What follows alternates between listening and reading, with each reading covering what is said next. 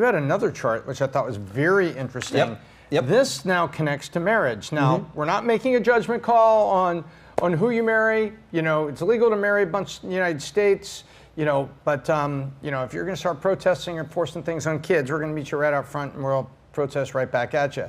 But this was simply a look, a chart you found. Tell me about this. So this one was another chart here where it basically just says when couples would get married in terms of what age, and then how that has changed from 1947 to probably like 2018, 2019, or 2022 it goes to.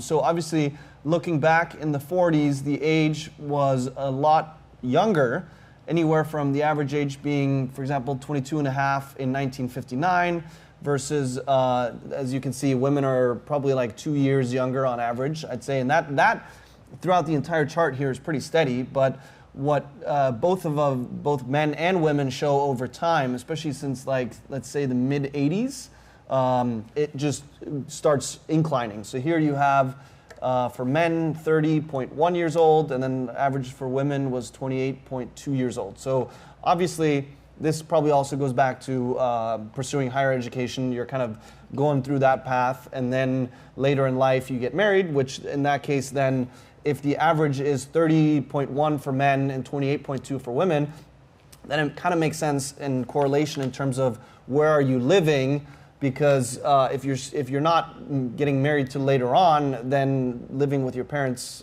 in some instances could kind of make sense in terms of the correlation. You know, it's really kind of interesting because my dad was 24, my mom was 22 when they got married. They were young. You know, now we would look back and say they were really young. And then 2 years later, when my mom was 24, she had me. And so then I fast forward, not 2 generations, just me. Says, you know, I met Kim when I was 39, you know, and Kim threw me a 40th birthday party and then we got married. And now we have 2 kids. And Kim's a little younger, not that younger. She's about 7 years younger than me. But that means she was 33.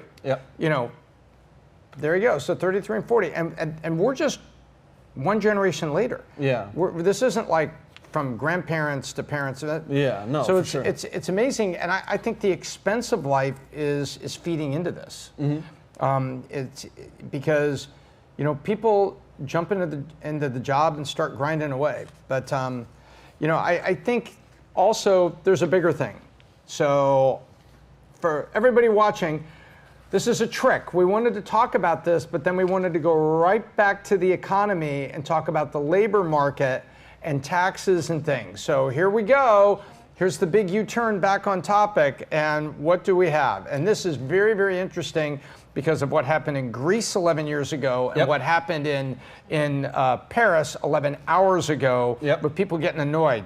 So, paint the picture here. So if you want to pull up the next chart here, in terms of total fertility rate in Italy from 1950 to 2020, as we can see here, that the chart just is falling at a very significant rate.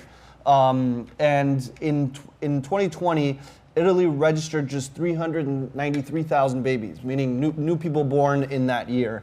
And this is the lowest on record since 1861, which basically means it's the lowest in history of Italy.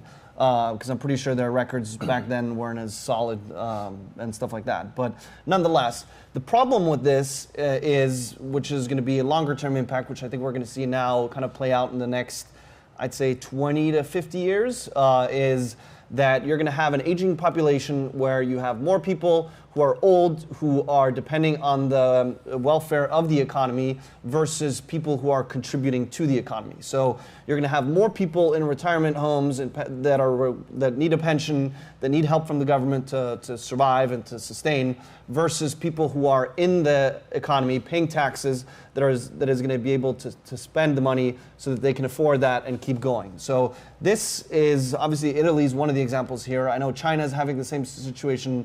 Japan too right now is going through a big one there.